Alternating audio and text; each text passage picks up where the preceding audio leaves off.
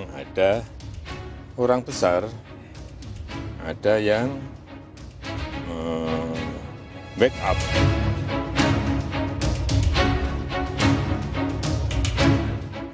Presiden ke-7 Republik Indonesia Joko Widodo mengungkap ada orang besar di balik kasus tudingan ijazah palsu. Sekjen Pradi Bersatu sekaligus pelapor Roy Suryo CS, Ade Darmawan bilang, tokoh yang terlibat dalam kasus ini disebut berbaju biru. Indonesia sudah melihat tampilan saya hari ini, saya berbaju apa gitu, ya kan? Nah, sisa men-challenge saja, mencari pemikiran sendiri, berpikir masyarakat sendiri. Bahwa siapa sih kira-kira dalangnya gitu loh. Nah, saat ini saya berbaju apa? Nah, itu mungkin salah satu clue yang bisa saya sampaikan. Oke, berarti antara clue-nya ini adalah biru. Oke. Tudingan warna biru itu langsung dibantah oleh Roy Suryo. Roy menegaskan jika tak ada unsur politis, apalagi melibatkan tokoh politik di balik tudingan ijazah palsu milik Jokowi. Tidak berpikir politik sama sekali. Benar bahwa dulu saya adalah pernah ada di partai politik. Saya pernah wakil ketua umum di situ.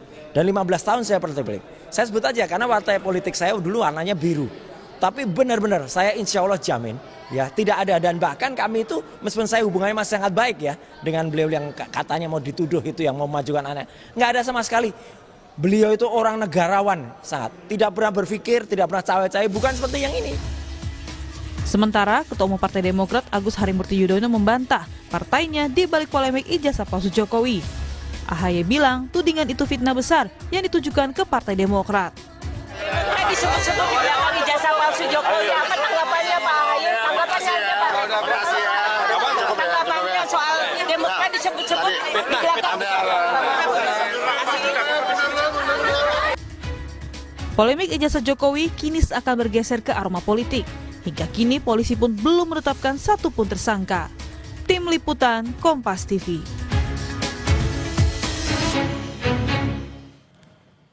Saudara, polemik kasus ijazah palsu Jokowi kian tak ada ujungnya. Terbaru, kasus ini disebut-sebut didalangi oleh tokoh besar berbaju biru. Siapakah yang dimaksud?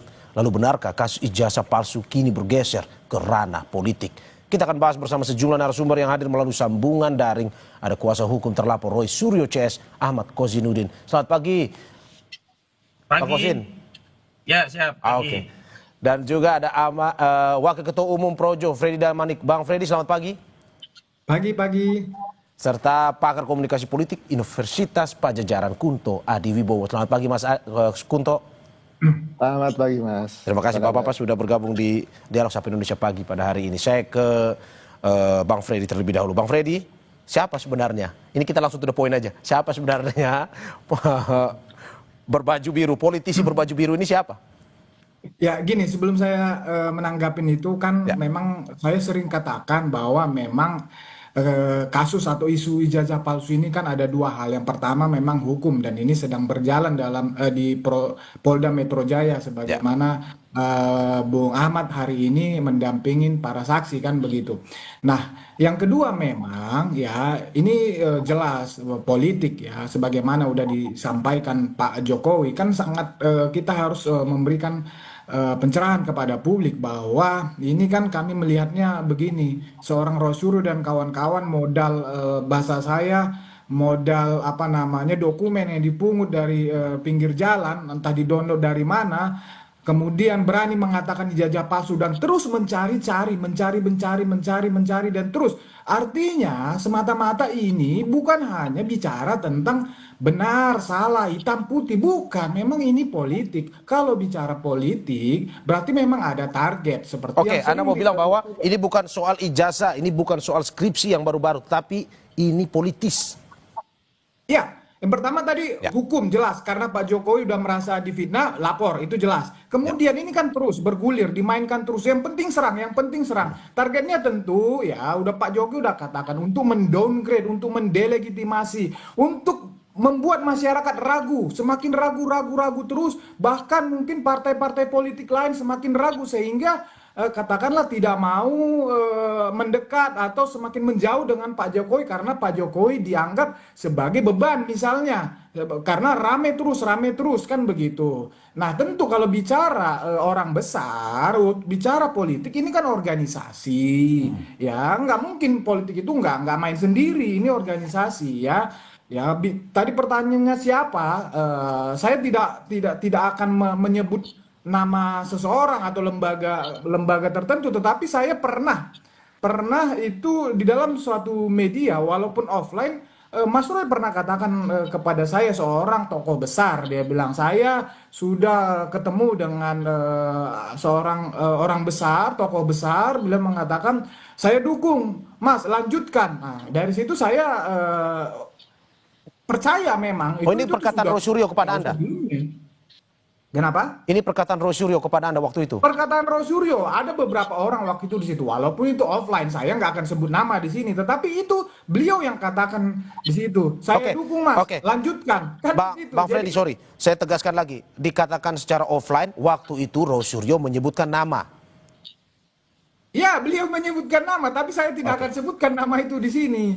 Ya, beliau sekali lagi saya katakan, saya dukung Mas, lanjutkan, kan begitu. Itu Mas Roy. Ada teman yang lain waktu itu di situ. Kita kan biasalah kalau di ruang kopi itu ngobrol-ngobrol biasa begitu. Oke, Bang Roy, Bang Freddy, sorry, Bang Freddy, saya tegaskan sekali lagi, oke, Bang Roy tidak menyebutkan nama, tapi ini kan sudah Bang Roy beredar. sebutkan nama, saya yang tidak akan Bang Roy sebutkan nama, tapi ini kan sudah beredar luas, menjadi pertanyaan juga semua pihak, takutnya menjadi bola liar. Nah, saya ingin tegaskan sekali lagi dengan Bang Freddy, kalau memang disebutkan nama, memang Bang Freddy tidak bisa menyebutkan, tapi apakah betul ini adalah politisi yang kita kenal selama ini dan juga memang selama ini menduga ke satu orang yang mungkin Pak Jokowi bilang sebenarnya kita semua sudah tahu. Apakah betul seperti itu? Ini politisi besar.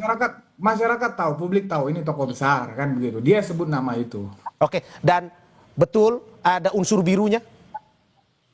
Kalau itu saya nggak mau terjebak di dalam clue seperti itu, tetapi saya yakinkan bahwa masyarakat sangat mengenal tokoh ini. Gini loh. Sangat mengenali maksudnya seperti apa sangat mengenali? Karena kan semua orang kita kenal. Pak Jokowi itu tokoh politik, politisi ulung lah kan begitu. Jadi pasti dia menyebut itu bukan omong kosong kan begitu, bukan omong kosong. Dia tahu, dia juga masih punya kaki-kaki, dia bisa cari siapa itu orang kan begitu karena dia sudah dapat itu maka dia sebut.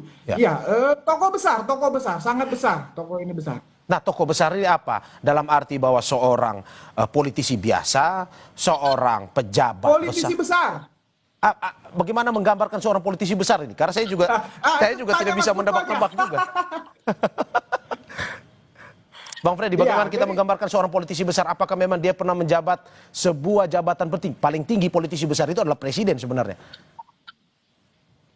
Ya, yang pasti dia di partai politik, ya, dia punya dia memang berkuasa kan begitu.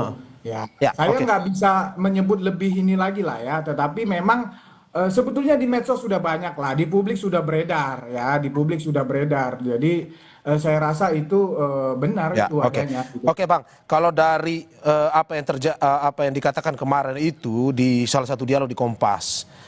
Mengatakan bahwa memang ini merujuk kepada politisi biru dan ini memang sudah tersebar pun juga ini beredar liar, bola liar dan sudah langsung ditanyakan ke orang yang bersangkutan yakni seperti yang berita tadi Ketua Umum Partai Demokrat Agus Harimurti Yudhoyono.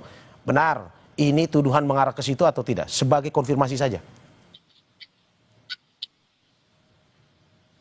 Ini siapa? Bang Freddy, masih Bang Freddy. Sekali lagi saya mohon maaf, saya tidak bisa menyebut langsung ya ke clue-nya, tetapi kan begini, ini politik. Politik tidak harus disebut ya jelas seterang benderang, tetapi ini sekali lagi politik bisa langsung bisa tidak langsung. Itu bisa disangkal, nanti ada momentumnya, saatnya adalah itu disanggah ya karena memang belum ada yang menyebut langsung nama misalnya, wajar saja Mas Ahaye menyangkal itu karena memang bukan disebut dia atau siapapun yang berkaitan dengan dia ataupun partainya, wajarlah dia menyangkal itu. Tetapi ya sekali lagi ini politik, Pak Jokowi punya ya punya target tertentu, punya tujuan untuk menyampaikan itu, Oke, bisa oke. jadi supaya mengirim pesan, kira-kira tanda kutip, lu jangan macam-macam, gua tahu siapa lu, kan Oke. gitu. Oke. Udah, kalau Oke. kita mau main politik, jadi nanti akan diselesaikan secara politik. Hukum kan sudah berjalan, politik pasti Pak Jokowi akan selesaikan secara politik. Itu sebetulnya biasa aja lah, politik seperti ini biasa aja. Cuma memang ini terlalu cepat, menurut saya terlalu cepat. Ini masih 2029, masih terlalu jauh. Tetapi sah-sah saja lah. Cuman pasti Pak Jokowi punya pesan untuk itu aja. Oke, sebelum saya ke Mas Kosin, Bang Freddy, saya tegaskan singkat saja. Berarti yang kemarin disebutkan oleh Bang Roy itu bukan hanya dukungan secara verbal, tapi juga ada pendanaan untuk mendukung ini, atau bagaimana? Kita percaya itu apa namanya, karena bisa secara langsung, bisa pun tidak langsung. Karena memang ini kan kita lihat nggak ada berhentinya, ya terus Oke. menerus kan begitu. Oke, saya ke Mas Kosin. Mas Kosin, bagaimana Anda menanggapi terkait dengan pernyataan Pak Jokowi ini? Ada sosok besar pun juga, seperti yang dikatakan oleh Bang Freddy tadi, itu terlontar langsung secara verbal dari Roy Suryo. Baik, bismillahirrahmanirrahim. Yang pertama, saya ingin ingatkan kepada kita semua.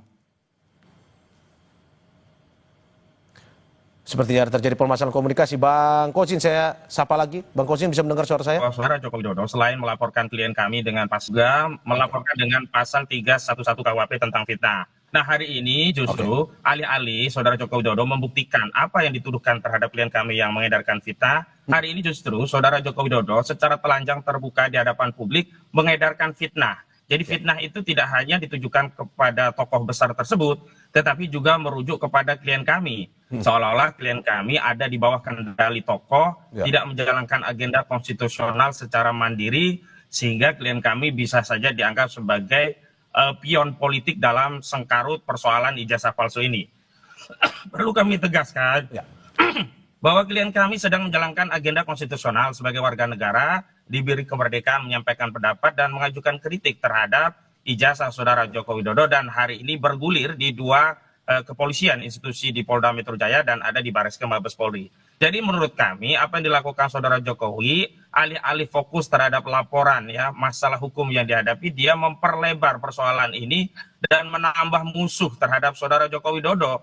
Harusnya sebut saja tokoh besar itu siapa. Apa Aguan, Antoni Salim, SBY, siapa lagi sebut saja, tidak perlu ragu-ragu. Toh selama ini Pak Jokowi selalu menghindari menyebut nama, tetapi pada akhirnya rakyat menjadi korban. Contoh dalam kasus laporan pencemaran, Saudara Joko Widodo menyebutkan tidak pernah sebut nama, hanya peristiwa. Tetapi akhirnya ada 12 nama yang menjadi terlapor. Persoalannya sederhana. Dalam delik aduan itu harus spesifik definitif siapa yang dia cemarkan, namanya siapa. Tapi itu tidak dikatakan oleh Saudara Joko Widodo, menyerahkan kepada penyidik, dan akhirnya melalui penyelidikan penyidik ada 12 nama orang terlapor, termasuk di dalamnya Abraham Samad.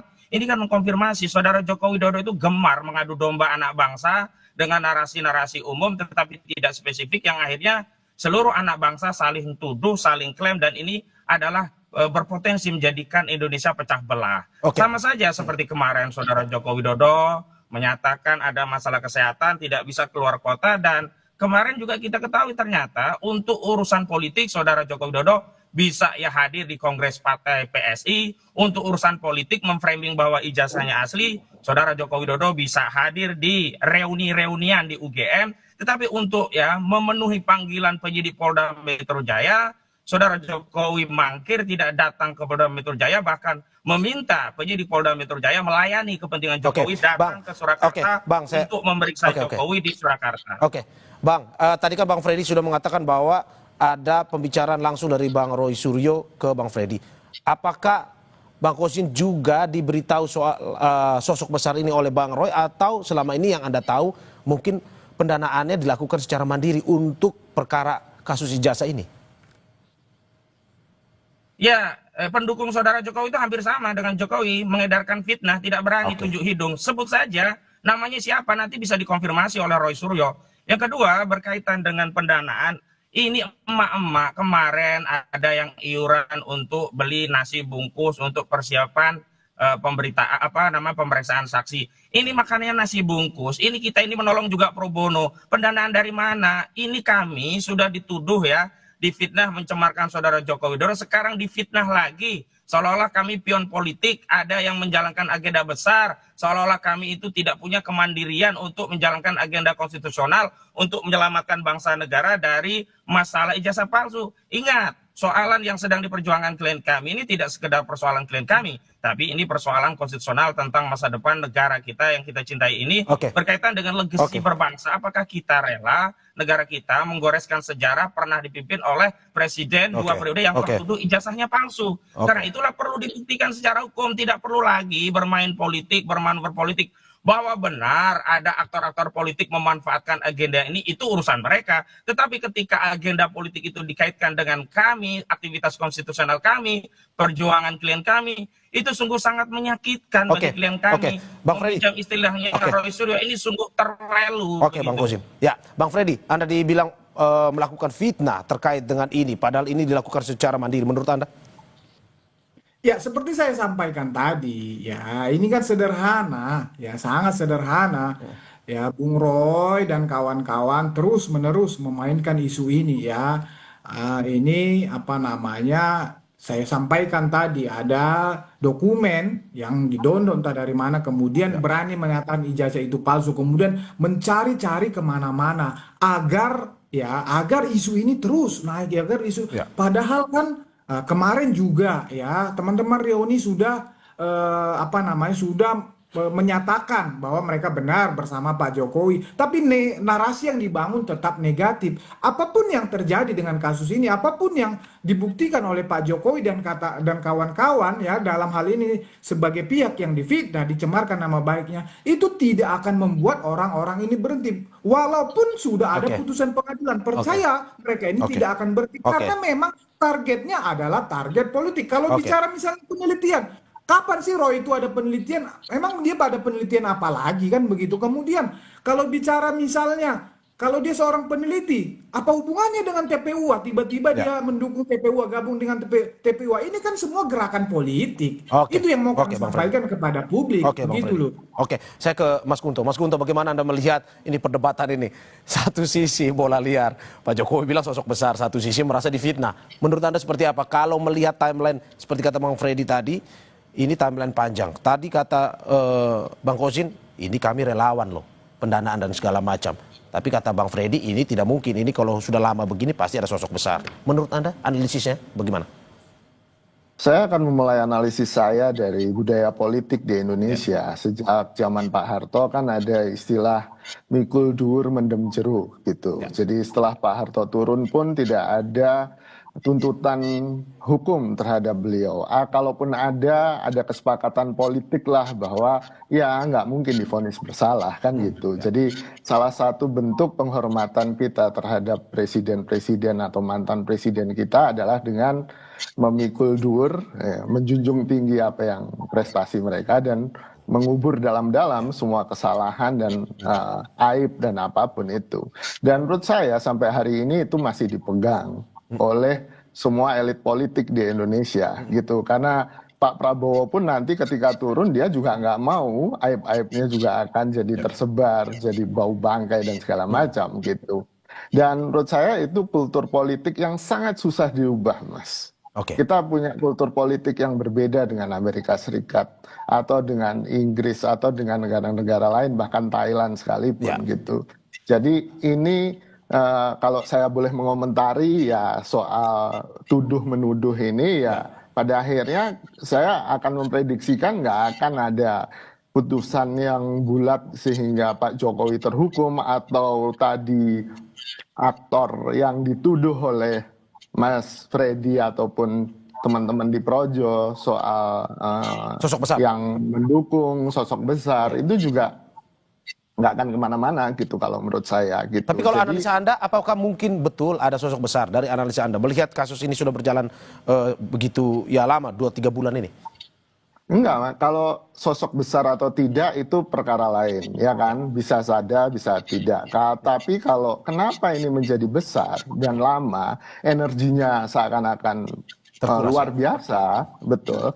Karena ini salah satunya adalah motif rakyat Indonesia yang sangat suka dengan gosip politik kan ini. Ya. Ini gosip politik untuk melampiaskan kemarahan atas penderitaan kita sehari-hari dengan ekonomi yang semakin wow gitu kan.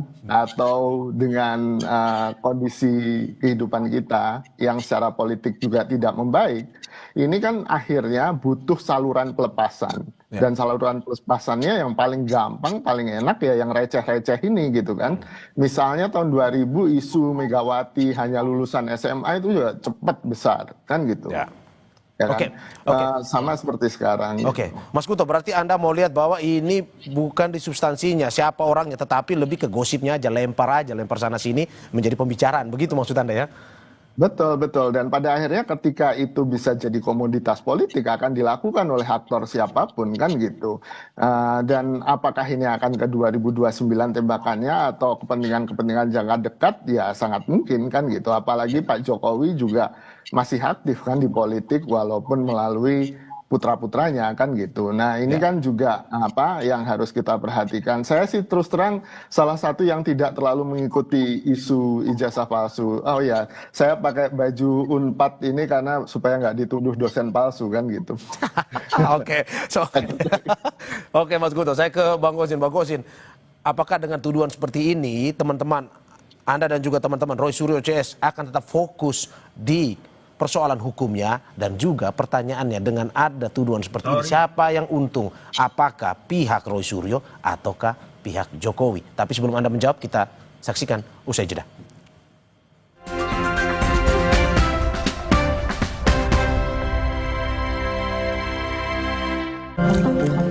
Seger. Le Mineral memang beda pada gampang capek. Le Mineral dari pegunungan terpilih, mineral esensialnya membuat airnya lebih segar dan tubuh bekerja optimal. Le Mineral kayak ada manis-manis nih ya. Le Mineral.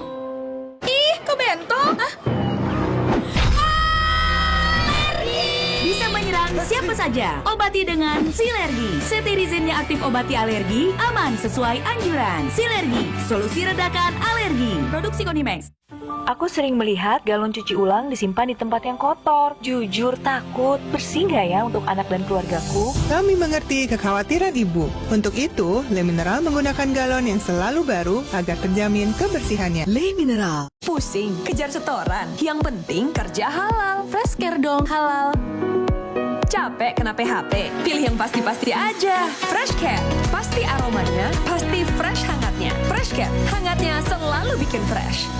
Bertahun-tahun, Hotin Cream telah jadi teman harian. Bantu redakan pegal akibat kerjaan dan saat jalan-jalan, serta nyeri otot olahragawan. Balur Hotin, panasnya mijit, hotnya in sampai ke dalam. Gak lengket, tanpa bekas. Hotin Cream. Aku Viva, melewati 7 tahap nano purifikasi. Menjaga sejuknya kemurnian dari mineral baik dalam setiap tetesnya. Begitu sejuk di tiap teguk. Aku Viva, murni alami dari Wingsfood. Gelar Perkara setiap Sabtu di Kompas TV.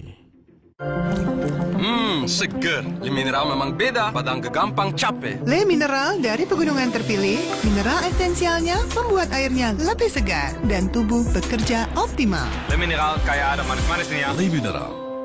Ketika tantangan di depan mata, gue siap melakukannya bersama Universitas Gunadarma dengan berbagai studi yang terakreditasi unggul dan baik sekali. Program berskala internasional yang profesional, kreatif, dan inovatif. Siap menginspirasi! Dan berkolaborasi merancang masa depan untuk jadi yang terdepan.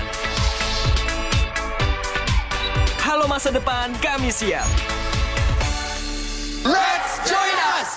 Aku sering melihat galon cuci ulang disimpan di tempat yang kotor. Jujur takut, bersih nggak ya untuk anak dan keluargaku? Kami mengerti kekhawatiran Ibu. Untuk itu, Le Mineral menggunakan galon yang selalu baru agar terjamin kebersihannya. Le Mineral. Dipo, investigasi setiap Senin pukul 8:30 malam.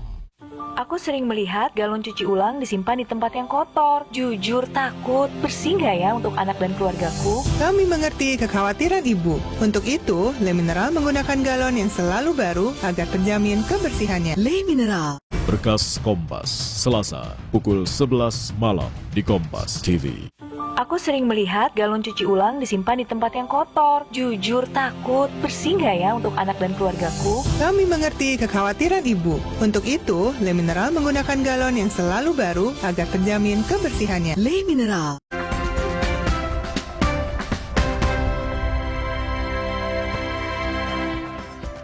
Terima kasih masih di Sapa Indonesia Pagi bersama saya Mario Sarong dan sejumlah narasumber saya. Ada kuasa hukum terlapor Roy Suryo CS, Ahmad Kozinudin, serta Wakil Ketua Umum Projo, Freddy Damanik, dan pakar komunikasi politik Universitas Pajajaran, Kunto Adiwibowo. Saya ke Bang Kozin. Bang Kozin, bagaimana Anda menanggapi terkait dengan tuduhan ini? Apakah Anda tetap fokus untuk nantinya proses hukum ini tetap berlanjut atau seperti apa dengan adanya pernyataan dari Pak Jokowi? Baik, soalan tentang syarat konstitusional untuk menjadi kepala negara itu syarat yang berkaitan dengan kelangsungan hidup bernegara. Ya. Jadi bukan gosip politik recehan. Jadi saya kecewa jika hanya mengamati dari jauh lalu menyimpulkan ini hanya gosip politik belaka. Ya. Sehingga seolah-olah yang terlibat dalam perjuangan ini adalah perjuangan yang tidak penting. Itu yang mau saya koreksi. Yang kedua, kalau berkaitan dengan masalah konstitusional, ini kaitannya adalah dengan keberlangsungan masa depan sehingga kita harus fokus juga dengan agenda konstitusi. Jangan kemudian memalingkan agenda konstitusi ini menjadi agenda politik lalu meminjam saran hukum pada saat saran hukum itu sudah diproses melalui Polda Metro Jaya. Saudara Joko Widodo masih melakukan agenda politiknya melalui framing-framing misalkan reuni-reunian, kemudian mengedarkan tuduhan ada orang politik besar, kemudian merasa ada perasaan politiknya di downgrade, kemudian feelingnya menyatakan ini itu menurut saya satu tindakan yang justru tidak negarawan, yang justru makin mengkonfirmasi ini orang memang bermasalah. Yang kedua, kalau kita bicara mikul dur mendem jeruk itu bisa kita lakukan kepada saudara Presiden Soeharto, tapi tidak kepada saudara Joko Widodo. Tidak mungkin kita itu mempermaklumkan terhadap kebohongan-kebohongan. Coba bayangkan, ijazah palsu untuk mencalonkan sebagai presiden dan menjadi presiden 2 periode. Kalau itu terbukti, nggak mungkin bangkai seperti ini mau dipendem jeruk. Nggak bisa, kita harus tuntaskan ya bangkai ini di periode kita dan kita akan mewariskan legasi bangsa kita kepada generasi selanjutnya dengan kejujuran. Tidak boleh ada lagi bohong-bohongan. Kalau kebohongan ini dipermaklumkan, kemudian dipendem jeruk, dipikul durnya ada yang baik-baik saja, maka negara kita tidak bisa belajar tentang bahaya dari kebohongan. Negara kita tidak belajar bagaimana menjadi sikap bagi seorang yang negarawan. Dan kita tidak boleh mensimplikasi persoalan ini seolah-olah hanya repetisi sejarah. Setiap masa ada zamannya, setiap zaman ada sejarahnya sendiri. Tidak mungkin kita kaitkan persoalan ini dengan simplifikasi ke peristiwa Soeharto yang memang banyak hal dari sikap kenegarawan Soeharto. Saya seperti permasalahan komunikasi, saya ke Bang Freddy. Bang Freddy, bagaimana Anda melihat bahwa ini tuduhan ini sepertinya mau mengaburkan dalam sisi kebangsaan kita. Dan sisi Widodo tidak menjadi presiden, tapi saja ya melakukan suatu tindakan yang seolah-olah menjadi penguasa. Begitu. Bang Kosin. Mohon maaf, ini punya saya, habis mungkin nanti betul ya. Lanjut ya. Tidak apa-apa. Sambil kita terus berlanjut, saya ke Bang Freddy dulu. Ke Bang Freddy, bagaimana Anda melihat bahwa ini sepertinya Pak Jokowi dengan melempar pernyataan ini mau sedikit mengaburkan kasus hukum yang sedang berjalan terkait dengan dugaan ijazah palsu. Menurut Anda seperti itu atau bagaimana? Seperti saya katakan tadi, kalau hukum ini sudah berjalan, kami yakin 100% ini akan bergulir, akan ada tersangkanya dan bergulir ke pengadilan. Jadi ngapain Pak Jokowi harus mengaburkan? Dia sudah serahkan bukti ijazah aslinya, ya. Kemudian juga UGM sudah diperiksa, udah menyatakan juga, teman-temannya udah selesai, seharusnya kan begitu dari pihak pelapor Pak Jokowi kan begitu. Nah, bicara yang disampaikan oleh Pak Jokowi itu, sekali lagi tadi saya bilang di samping hukum memang ada politik. Ya, Pak Jokowi itu sebagai aktor politik, ya dia nggak mungkin diam saja kalau diserang terus-menerus pakai isu ijazah palsu, ya pemakzulan Gibran dan lain-lain. Tentu dia juga harus ya bermain politik juga. Jadi publik kita juga harus dikasih pencerahan. Bukan, saya sepakat sebetulnya tadi. Nggak perlu kita kepala negara siapapun ya, kalau ada kasus hukumnya harus diproses. Cuma dalam hal ini itu tidak berlaku untuk Pak Jokowi. Memang dia bersih, selama ini tidak ada kasus hukum termasuk ijazah palsu ini clear. Jadi gini, yang mau saya katakan adalah apapun ya, sekali lagi apapun yang disampaikan oleh Pak Jokowi dan orang-orang yang bisa membuktikan tentang kebenaran dan ijazah palsu ini, termasuk kemarin reuni, ya akan disampaikan reuni-reunian. Ijazah asli disita, mereka juga tidak percaya. UGM bilang ijazahnya asli, mereka juga tidak percaya. Jadi mereka ini hanya percaya terhadap kebenaran mereka saja dan orang-orang yang mendukung mereka saja. Jadi memang Bang Freddy, menurut Anda selesainya. Menurut Anda kalau misalkan pada akhirnya Pak Jokowi terus merasa risih dengan ini, apakah perlu Pak Jokowi mengungkapkan siapa sosok besar itu ataupun siapa dalangnya? Menurut Anda seperti itu? Ini politik. Ya, ini politik. Jadi kalau memang semakin diserang, tentu akan Pak Jokowi juga akan semakin progresif. Apakah itu bisa menyebutkan dia yang langsung menyebutkan atau melalui orang-orangnya dia, itu bisa saja. Namanya politik, kemungkinan apapun bisa terjadi. Yang pasti Pak Jokowi jika diserang dia akan bertahan bahkan menyerang balik. Itu dalam politik kan begitu. Karena targetnya memang mendowngrade, ya, membuat masyarakat semakin ragu dengan kredibilitas Pak Jokowi, sehingga dia harus ya memberikan juga narasi positif, ya, harus menyerang balik agar ya itu tadi target mereka tidak tercapai. Sebelum saya ke Mas Kunto, saya ingin klarifikasi dari Mas Kozin. Bang Kozin, bagaimana Anda melihat bahwa kalau ini terus berlanjut, Pak Jokowi juga akan terus bermain politis menghadapi ini? Menurut Anda sampai kapan ini sebenarnya selesai? Apakah memang Jokowi bermain politik? Ya. Sejak awal saudara Jokowi bermain politik menggunakan sarana hukum untuk membungkam kebebasan kemerdekaan berpendapat rakyat yang sedang meneliti ijazahnya. Yang kedua, yang membuat downgrade itu bukan kita, bukan rakyat, tapi saudara Jokowi sendiri, dan menikmati ya peristiwa ini dengan cara apa? Tidak kunjung menunjukkan ijazah aslinya. Jadi kalau ingin meyakinkan publik dan mengembalikan marwah wibawa saudara Jokowi, itu bukan dengan reuni, tapi dengan menunjukkan bukti. Bukti yang dimaksud adalah ijazah asli. Dan kalau ya katakanlah ini sudah diserahkan kepada penyidik, itu belum selesai karena ini harus sampai ke pengadilan, sampai putusan yang ingkrah. Dan persoalannya, kalau hari ini rakyat minta ya ijazah ditunjukkan, tidak ditunjukkan, kepada penyidik ditunjukkan, katanya hanya kepada pengadilan.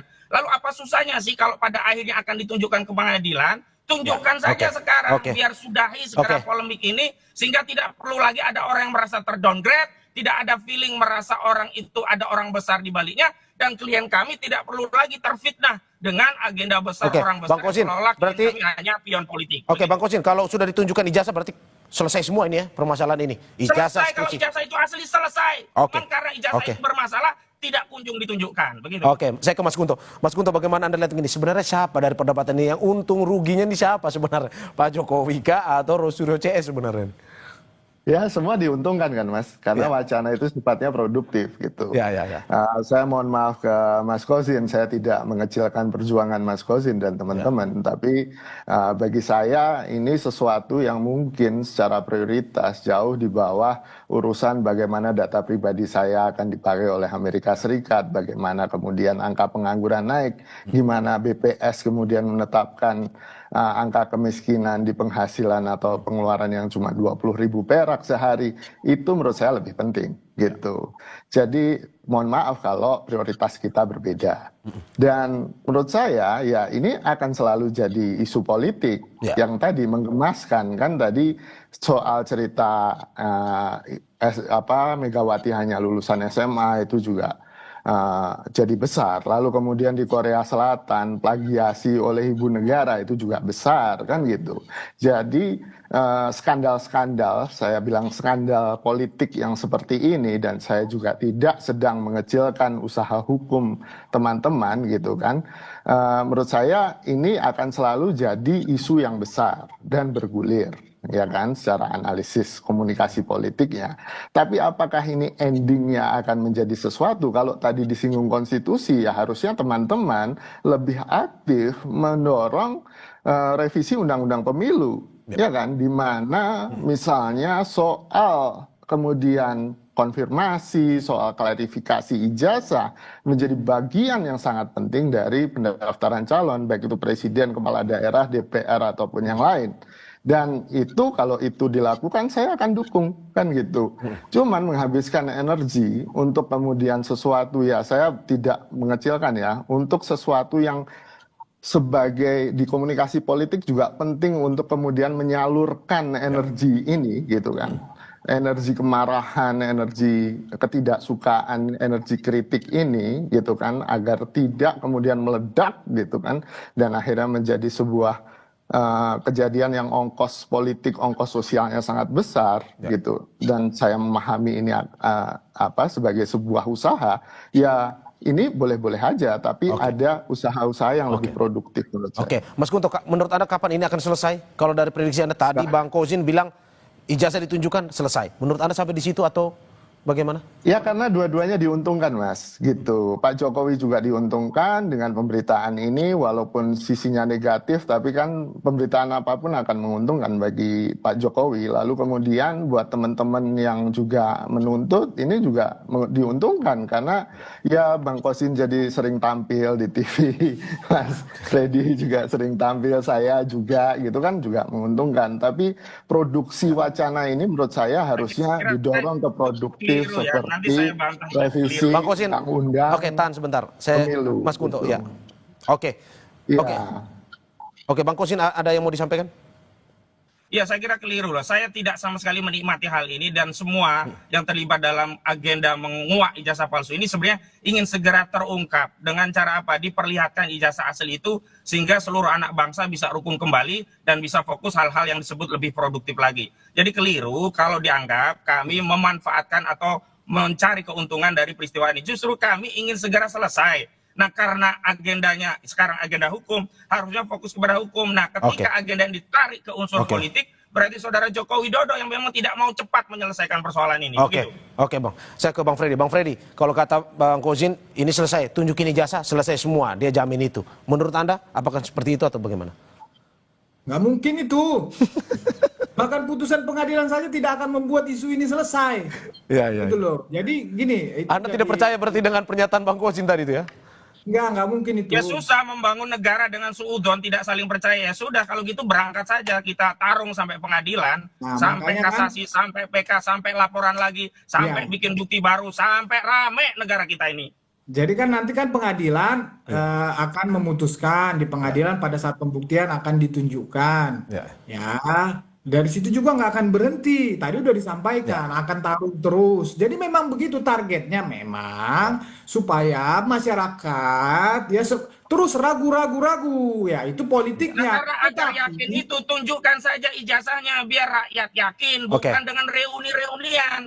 Tunjukkan bukti ijazah asli, rakyat yakin, selesai. Bukan dengan reuni yang statement orang-orang ikut reuni makin kacau balau, begitu. Ya, ini sudah dalam proses hukum, ya. Jadi itu sudah menjadi alat bukti, udah kewenangan penyidik. Nanti penyidik bisa saja, misalnya dia menggelar perkara seperti yang kemarin, bisa saja itu tidak ada menjadi keberatan kepada Pak Jokowi, tetapi tentu itu akan dikaji oleh penyidik. Apakah melihatkan alat bukti ijazah itu akan baik untuk proses pembuktian atau tidak baik, karena akan terus itu dikatakan palsu, akan dikaji terus, akan diteliti terus yang nggak ada ujungnya. Jadi lebih bagus memang diputus di pengadilan saja, biar paling tidak ada kepastian hukum untuk Pak Jokowi. Walaupun terus digugat, dibanding, dikasasi, silakan saja. Tetapi putusan pengadilan memberikan kepastian kepada Pak Jokowi. Itu saja. Oke, berarti dari